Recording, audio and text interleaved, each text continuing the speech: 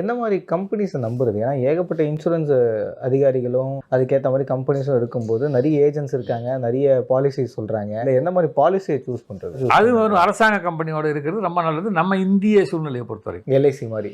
LIC, GIC, இப்போ new India insurance, United India insurance, oriental, national இந்த மாதிரி company இவங்கெல்லாம் இந்தியா சுதந்திரம் அடைஞ்சதுக்கு அப்புறத்துலேருந்து இருக்கிறாங்கல்ல. என்ன பிரச்சனைன்னா, அவங்க இந்த மாரி ஒரு இன்சூரன்ஸ் கம்பெனிய சூஸ் பண்ணிட்டு, அந்த கிளைம் ரேஷியோன்னு இருக்கும்போது தான் அவங்களுக்கு சிக்கலா இருக்கு. ஸோ அவங்க இறந்த பிறகு பாலிசி கரெக்ட்டா அவங்க வீட்டுக்கு வந்து சேருமா? சேராதா? அது எப்படி வந்து கிளைம் பண்றதுன்னு சார், தெரியாம நான் இருக்காங்க. என்னுடைய அனுபவத்தில் பல பேர் இன்சூரன்ஸ் எடுத்து வீட்டுக்கே சொல்ல மாட்டாங்க. ஆஃபீஸ்லேருந்து எடுத்துகிட்டு போயிருப்பாங்க, சொல்ல மாட்டாங்க. இறந்த பிறகு அந்த குடும்பம் வந்து குடும்பத்தில் இருக்கிறவங்க வந்து கேட்பாங்க. இந்த மாதிரி சார், எங்கள் வீட்டுக்காரர் ஏதாவது இன்சூரன்ஸ் கட்டியிருக்காரா பார்த்து சொல்லுங்கள் சார்பாங்க. இல்லை எங்கள் வீட்டுக்காரில் அந்த அம்மா கட்டியிருக்காங்க பார்த்து சொல்லுங்கள்.